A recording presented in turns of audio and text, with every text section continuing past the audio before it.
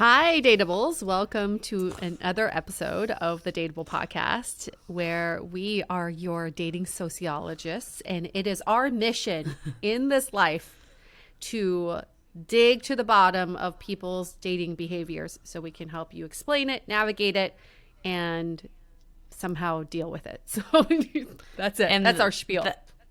And that's exactly why we're talking about porn this week.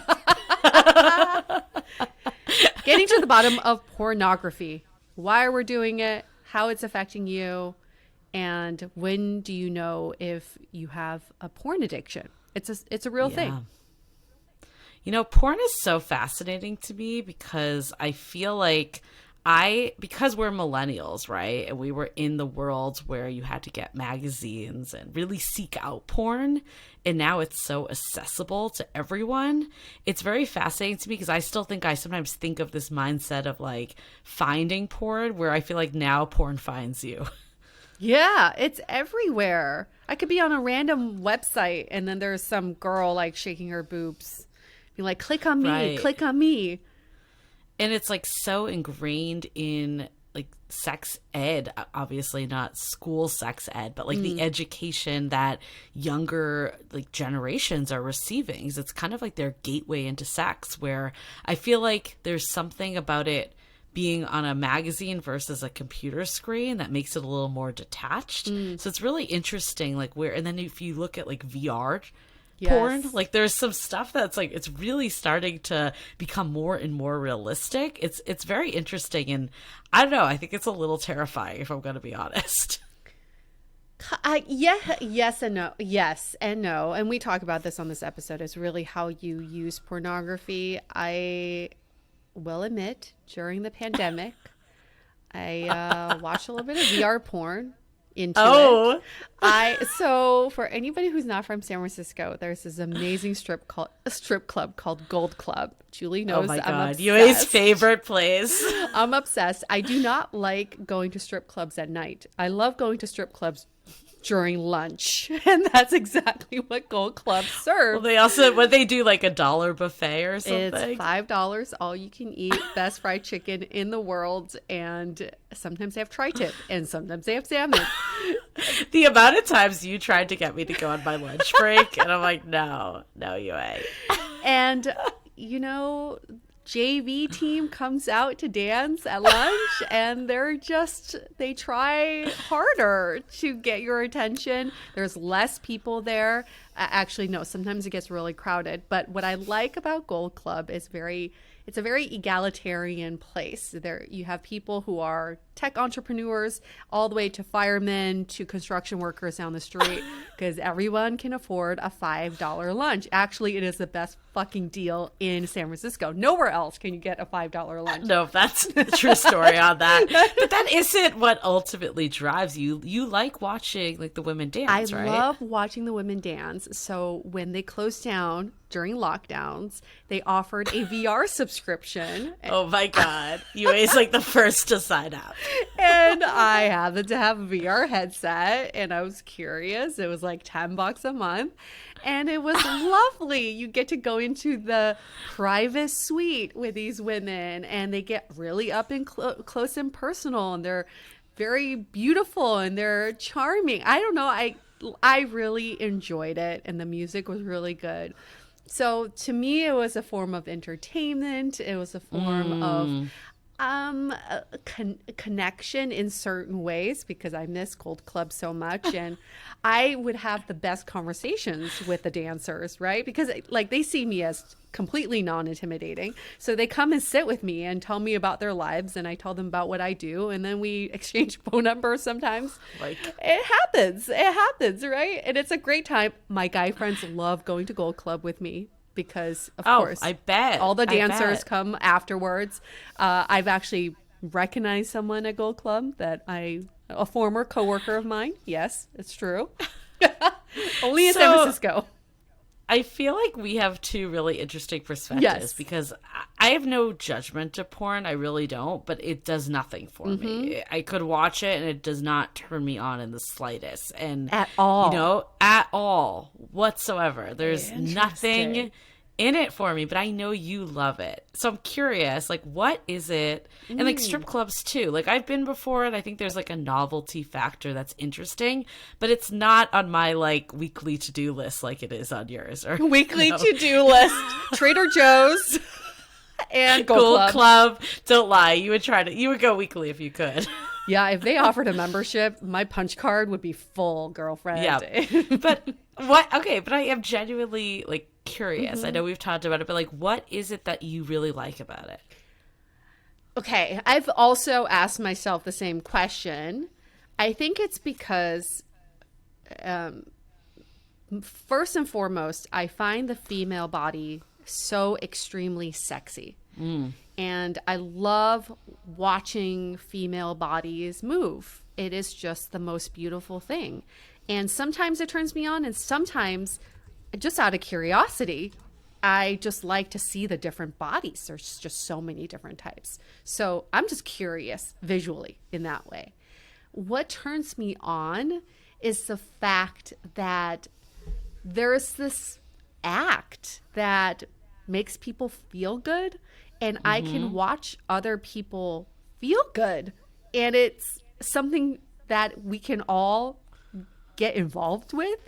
And I do like, I'm nosy. I have binoculars. I love voyeuristic shit. And in fact, that is the category I choose on Pornhub, voyeur. So I like kind of getting a peek into what other people do, because it's such an intimate thing. I'm just so like, it kills me that I don't know how other people do it. Do you remember you committed the ultimate faux pas at the sex party we went to? That you told people that you were watching them?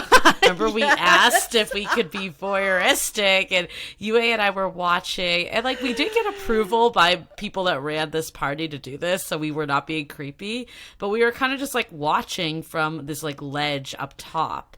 And there was one couple in specific that we were watching, and they were a beautiful couple, and they looked like they were really getting it on in a way that, was sexy.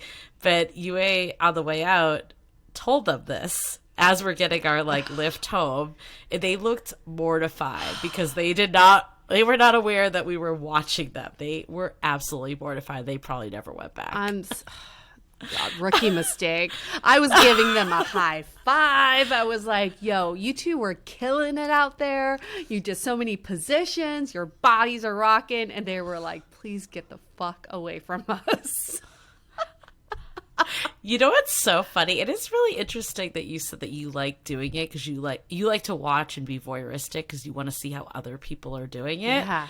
I feel like I never have thought about that. Like, I always think like I just maybe it's like self-absorbed, and I'm like, I'm doing it so well, and maybe if you saw other people, you would think like, oh, I'm not doing it as well as I think, Well, you can't compare yourself. That's the thing. And that's what I've learned from porn, is that there's just so many different ways of getting off, and bodies are shaped in so many different ways as well. So the different configurations will yield different results, and you just can't compare yourself to other people. I just like the fact that everyone's got this one thing that they can do, and get pleasure from it, right? And it's just like this one thing that's behind closed doors, and I just want to know what they're doing. Would you want other people to watch you? I thought about this too. I've definitely thought about this. Not really. It doesn't get me off. I don't mind if other people watch me. The idea of it does not get me off. So I don't want people to watch me, but I do like places that I could potentially get caught.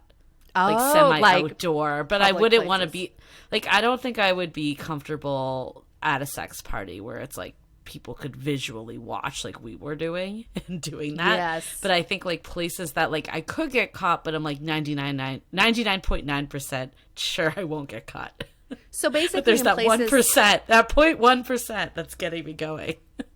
Right. So in non-traditional sex places, like places that you shouldn't be having sex. Yeah. Yeah. That's exactly. That's so sexy. It's like a thrill, but probably not. in reality. I find that super hot until you get caught. You're like, no, that's Right. not fun. Then that might change this fantasy for me forever. I'll like never want to do it, only in my bedroom from now on. I still remember I have two friends from college that were dating each other, and they were having sex in a car in the middle of the night, and the cop came and knocked on the window, and she had to like cover her boobs, and he was like, how old are you guys? And are you okay, ma'am? And she's That's like, I'm mortifying. okay. Yeah. I mean, talk about just totally losing your libido at that point. I mean, it was super hot until the cop Until came. the cops came. Yeah, that's a downer. That's a downer. You know what's so funny about, I just like think this sums us up so well for how we prepared for this interview with Matt. Which is our guest today, that he is a porn abstinence accountability coach. So we go through like his whole journey of, being addicted to porn essentially, to coming out of it and being abstinent, and teaching other men his ways and seeing how it really impacted his life like any other addiction. But to prep for this, I went deep into the Reddit forums, the NoFap Reddit, which I learned is another word for masturbate, which I did not know. FAP. Yes, I did not know this until recently. But you watched hours and hours of porn, right? Hours. Hours and hours. And it really pisses me off because it takes me longer to find the video I want than it takes me to get off from that video. Yes. So hours is the correct description. So that sums up how to prepare for interviews. Wait, tell me more about this NoFap community and this Reddit post. Yeah, I mean, I think it's just people like holding each other accountable, like any other, like substance type abuse. And it's interesting because we talk about this in the episode. I feel like that's not as commonly understood. Like you think of like, AA, Alcoholics Anonymous, or NA, Narcotics Anonymous. Those are very like ingrained in our society as support networks, but you do not think of porn having it. I think sex addiction is like, we talk about sex. Porn is a subset of sex addiction. Like I think there's been a little more, I've seen like movies that kind of have like, there was like this Netflix movie about these two people that went to like a sex addiction group like counseling type thing. So I feel like it's making a little more mainstream, but I think like, it's interesting to me that like people do turn to Reddit and places on the internet to say this stuff because there is a lot of shame associated with it. Yeah. And I think that's what we really dig into here too, is that the shame exists. It exists for the person that's doing like the addiction with, especially when it comes to porn and sexuality, there's already like a built-in shame there. And then there's a lot of shame if there's a partner in the situation. So getting into some announcements here, we have some really good news. A few months ago, we opened up a program called Finding Your Person, and it was hot. I mean, it was like people were our wait list was completely full and our program sold out. But we are now opening up the program again. So, because we saw there were so many people on the wait list still, and of course, we want everyone to find their people. And the other side of this is that we've seen so much great feedback from the current program and people who are in it. So we really want to share this program with more people.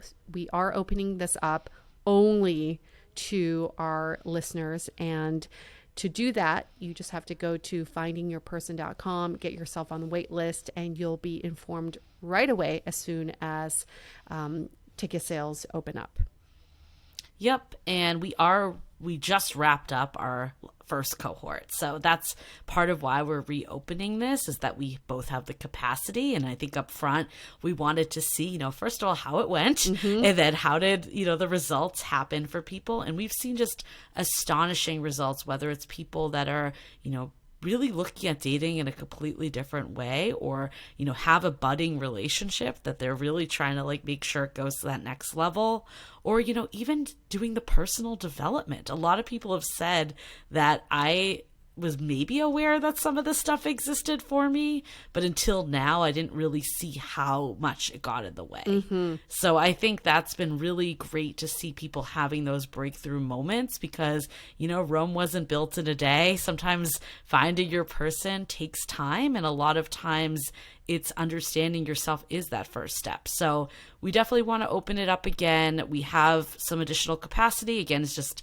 2 of us, so it's going to be limited. But also the holidays are around the corner. Cuffing season's around the corner. I think we want to make sure we give back and give this wonderful program to as many of you that want to partake in it.